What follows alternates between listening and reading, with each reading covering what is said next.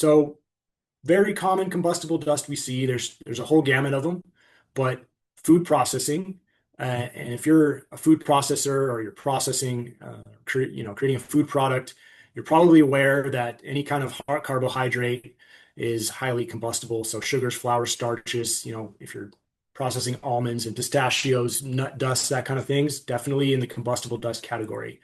Grains, you may have seen some videos of grain silos when combustible dust catches fire. It can be pretty explosive. So wheat and barley and that. Metals can be extremely explosive. Aluminum, titanium in particular, extremely combustible under the right conditions. Wood, if you have a wood shop, your a crate shop or something like that, there are specific NFPA requirements that are geared towards wood shops because sawdust and paper dust and so forth is also combustible.